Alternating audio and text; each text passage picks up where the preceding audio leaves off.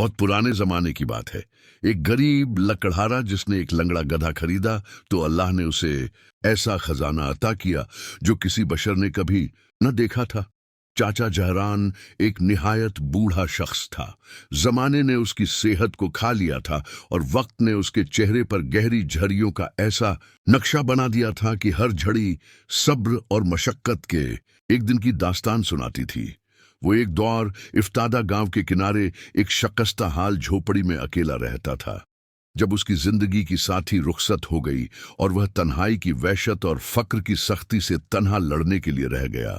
दुनिया में उसके पास एक जंग आलूद कल्हाड़ी, एक खरदरी रस्सी और एक कमजोर सा जिस्म था जो अब भारी लकड़ियों के गट्ठे उठाने के काबिल ना रहा था। दिन चचा जहरान पर बोझल गुजरते जा रहे थे और सर्दियों की सख्ती के साथ इसकी हड्डियां मजीद कमजोर हो गई थी। वो फज्र की पहली किरणों के साथ घर से निकलता, पांव घसीटता हुआ करीबी जंगल की तरफ जाता, सूखी टहनियां जमा करता और अपनी झुकी हुई पीठ पर उठाकर बाजार ले जाता, जहां वह उन्हें चंद सुकून में बीच देता जो बेमुश्किल एक सूखी रोटी खरीदने के लिए काफी होते। एक रात इसकी कमर का दर्द इस कदर बढ़ गया कि वह खड़ा भी ना हो सका। वह अपनी झोपड़ी के अंधेरे में बैठा टूटी हुई छत को देखता रहा और दिल में करता रहा कि वह इस तरह काम जारी नहीं रख सकता। उसे एहसास हुआ कि उसे किसी जानवर की सख्त जरूरत है, कोई भी जानवर जो उसका बोझ उठा सके और जिंदगी की सख्तियों में उसका सहारा बन सके। चाचा जहरान ने एक पुरानी पोटली खोली जो वह झोपड़ी के फर्श में एक पत्थर के नीचे छुपा कर रखता था। इसमें उसकी सारी उम्र की जमा पूंजी थी, मगर इसमें चंद तांबे के सिक्के और कुछ चांदी के दरहम ही निकले जो वक्त के साथ जंग आलूद हो चुके थे। उसने हसरत से उन्हें देखा, मगर फिर भी इसने करीबी शहर के जानवरों के बाजार जाने का पक्का इरादा कर लिया। दोपहर तक वो बाजार पहुंच गया। हर तरफ शौर, गर्द गुब्बार, व्यापारियों की आवाजें, गुधों की ढच्चों और घोड़ों की हनहनाहट और गोबर की बदबू फजा में फैली हुई थी। वो अपने बोसीदा कपड़ों और जर्द चेहरे के साथ ताजिरों के दरमियान चलता रहा। जब भी वह किसी जानवर के पास जाकर कीमत पूछना चाहता, ताजिर इसे हकारत से देखकर भगा देते। चाचा जहरान का दिल टूटने लगा और उसकी आंखों में आंसू भर आए। जब वह मायूस होकर बाजार से निकलने ही वाला था तो उसकी नजर एक कोने में पड़ी एक निहायत कमजोर गड्ढे पर पड़ी। इसकी पसलियां नुमाया थीं, जिस्म पर खारिश थी और वो सिर्फ 3 टांगों पर खड़ा था, चूठी टांग दर्द के बाद जमीन से ऊपर उठी हुई थी।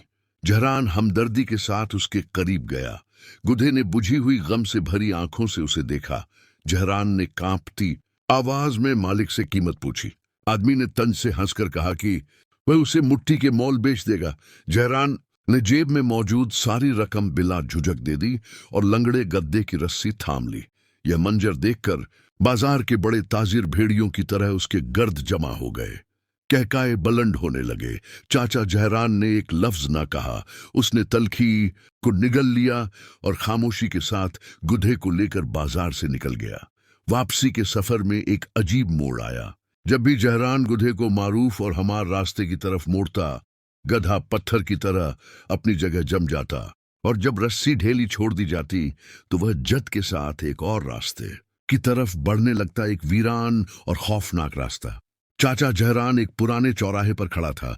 दायां रास्ता जाना पहचाना और महफूज था, जबकि बायां रास्ता तंग पथरीला और कांटों से भरा हुआ था। जहरान ने गुए को महफूज रास्ते की तरफ खींचने की कोशिश की, मगर वह अचानक सख्त जद पर उतर आया। गड्ढे की आंखों में एक अजीब चमक थी, जैसे कोई पोशीदा ताकत उसे उस रास्ते की तरफ खींच रही हो। बूढ़े और बीमार जानवर के दरमियान किशमिश बढ़ती गई, यहां तक कि जहरान की ताकत जवाब दे गई। चुनांचे उसने रस्सी ढेली छोड़ दी। गधा अचानक गैर मुतवक्का चिश्ती के साथ दुश्वार गुजार रास्ते पर चल पड़ा और जहरान खौफ और बेचैनी के साथ इसके पीछे चलने पर मजबूर हो गया। जमीन हमवार ना थी, नुकीली झाड़ियों के नीचे छुपे हुए गड्ढे हर कदम पर घात लगाए थे। वो जहरान के बोसीदा लिबास को पहले से ज्यादा फाड़ रहे थे और कांटे उसके नहीफ जिस्म से उलझकर उसकी नाजुक जल्द को छील देते। गधा एक लम्हे को भी ना रखा। दूसरी तरफ जहरान हाँप रहा था, बार बार ठोकर खाता। बदकिस्मती की एक घड़ी में जहरान एक फसलन वाली चट्टान पर पांव रख बैठा। उसका तवाजुन बिगड़ा और वह जोर से मुना के बल जमीन पर आ गिरा। इसका घटना सख्त जमीन से टकराया और एक नौकीला पत्थर इसके तलवे में गड़ गया। दर्द की एक चीख इसके मना से निकली। चाचा जहरान जमीन पर बैठ गया, अपने लहूलान पांव को थामे हुए। उसकी आंखों से गर्म और तेज आंसू बह निकले। जहरान फूट फूट कर रोने लगा।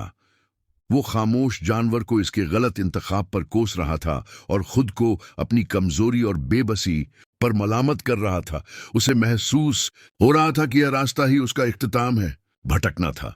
उसने फैसला किया कि वो इस पागल रहनुमा के पीछे अपनी लिखी हुई तकदीर का सामना करेगा। जिस दरे में वह दाखिल हुए थे वो आहिस्ता आहिस्ता तंग होता जा रहा था। इस जगह पर गहरी खामोशी छा गई। अचानक बगैर किसी पेशगी इशारे के गधा एक अजीम चट्टान के सामने रख गया जो बज़ाहिर रास्ता बंद किए हुए थी। गधा इस बड़ी चट्टान और पहाड़ के दरमियान एक तारीख गोशे की तरफ बढ़ा जहां सूखी और नोकीली झाड़ियां घनी दीवार बनाए खड़ी थीं। उसने अपने सही फिर से जमीन पर जोर जोर से झरे लगाए। चचा जहरान हैरत से यह मंजर देखता रह गया। उसने अपनी लाठी के सहारे कांटों को हटाना शुरू किया। जैसे ही झाड़ियों का बड़ा गुच्छा हटा, जहरान की सांस रख गई। पहाड़ के निचले हिस्से में एक निहायत तंग सुराख नुमाया हो गया। इसके अंदर से ठंडी और पाकीज़ा हुआ का झुमका रहा था। गुधे ने जहरान को गहरी नजर से देखा, फिर सर झुकाकर अपना थोतना शगाफ में डालने की कोशिश की। गविया उसे अंदर आने की दावत दे रहा हो। जहरान का दिल जोर जोर से धड़कने लगा। क्या वो उस नामालूम बल में दाखिल हो जाए? लेकिन गधे की आंखों में कुछ ऐसा था कि जहरान का खौफ मान पड़ गया। वो जख्मी घटनों के बल झुका, पेट के बल रेंगते हुए इस चट्टानी शगाफ में दाखिल होने लगा और गद्दे को बाहर इंतजार करता छोड़ दिया। सरंग के आगाज में अंधेरा निहायत गहरा था, मगर चंद ही घुस आगे बढ़ने के बाद सरंग आहिस्ता आहिस्ता कशादा होने लगी और द्वार एक मध्यम सी रोशनी दिखाई देने लगी। जहरान रेंगता हुआ आगे बढ़ा, यहां तक कि एक अभरी हुई चट्टान के किनारे पहुंच गया। उसने सर उठाया और वह मंजर देखा जिसने उसकी सांसें रोक दें और उसकी तकदीर हमेशा के लिए बदल दी। बूढ़े को अपनी आंखों पर यकीन ना आया। वो एक छिपी हुई छोटी सी वादी के दहाने पर खड़ा था जो हर तरफ से बलंडों वाला पहाड़ों में घिरी हुई थी। मगर सबसे हैरतअंगेज चीज खुद वादी नहीं थी, बल्कि वह सब कुछ था जो उसके अंदर मौजूद था। वादी की दीवारें अमूदी धूप में जर्द दहकते हुए नूर से चमक रही थीं। खालिस सोने की मोटी मोटी रगें सिया चट्टानों को चीरती हुई यूं दिखाई दे रही थी जैसे रोशनी के मंजमत दरिया हो। और वादी की जमीन पर मुख्तलिफ जसामत के कूचे सोने के टुकड़े यूं बिखरे थे जैसे उस मुकद्दस जगह पर आसमान से सोना बरसाया गया हो। लंगड़ा गधा उसे जमीन के खुले खजानों तक ले आया था। जहरान बेख्तियार मना के बल सजदे में गिर पड़ा, मगर ये आंसू गम के ना थे, बल्कि हैरत, शुक्र और खुशा के आंसू थे। इसी लम्हे उसने दिल की गहराई से जान लिया कि यह गधा कोई मामूली ठिकराई हुई दावा नहीं था, बल्कि अल्लाह का भेजा हुआ वसीला था। चचा जहरान सज्द शक्ल से उठा। उसने अपने कुंदों से वो पुराना खरदरेओ का बना हुआ खर्च उतारा और जमीन पर बिखरे सोने के टुकड़े समेटने लगा। इसके हाथ कांप रहे थे। ये कांप तमा की नहीं, बल्कि अताए रबानी की हैबत की थी। उसने वह दोनों थैले भर दी। उसने ठीलों को उठाकर शगाब से बाहर ले जाने की कोशिश की, मगर वह बेहद भारी थे। हाय पते हुए पूरी जान लगाकर वह एक एक थैला घसीटता हुआ तंग सरंग से गुजरा, यहां तक कि वादी में बाहर निकल आया, जहां वही बड़े ताजिर बैठे थे जिन्होंने कल उसका मजाक उड़ाया था। तो आवाजें फिर बुलंद होने लगे। एक ने तंजिया कहकर लगाया, देखो जनाजा खरीदने वाला वापस आ गया। क्यों जहरान, कुछ कंकर इकट्ठे किए हैं हमें बेचने के लिए? सब हंस पड़े। जहरान ने उनकी बातों का कोई जवाब ना दिया। वो पूरे वकार के साथ बाजार के आन वसत में रखा और उन्हें ऐसी निगाह से देखा जिसमें इज्जती नफ्स की ऐसी चमक थी कि उनकी जुबानें लम्हा भर को गंग हो गईं। वो उन ताजुरों में से एक के करीब गया और फरोख्त के लिए रखे हुए आटे के एक बड़े थैले की तरफ इशारा किया। ताजिर ने तहकीर से पूछा, कितने का? बगैर उसकी तरफ देखे ताजिर बोला, यह तुम जैसे लोगों के लिए नहीं है बूढ़े। इसी लम्हे गधे ने अपने अंदाज में मुदाखलत करने का फैसला किया। उसने अपनी पेट से एक मक्खी हटाने के लिए झटका दिया। थैले जोर से हल गए और क्योंकि वह पुराने और बोसीदा थे इसलिए अंदर भरे भारी धात के दबाव को न सह सके। एक थैले का किनारा फट गया और उसका सामान जमीन पर गिर पड़ा।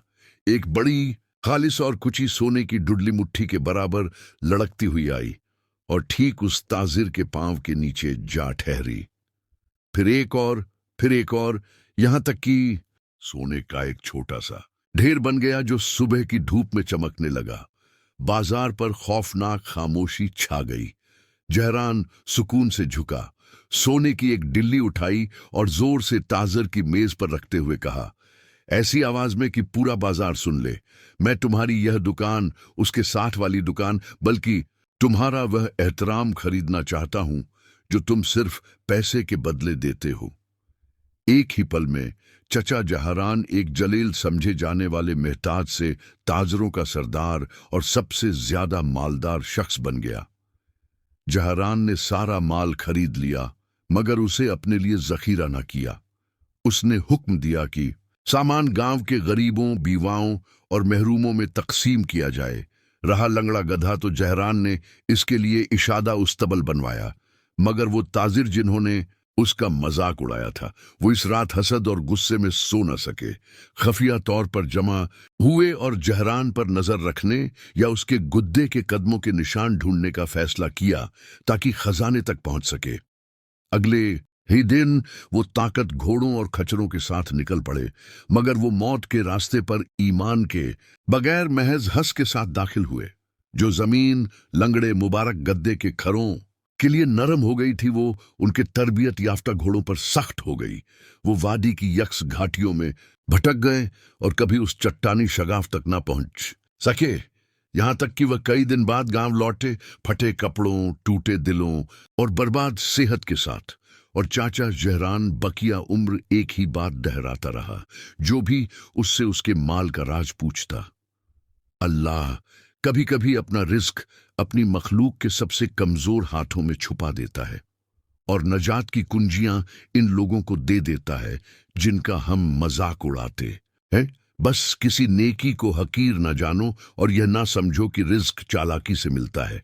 वो तो अल्लाह की तरफ से इस दिल तक पहुंचाया जाता है जो साफ हो।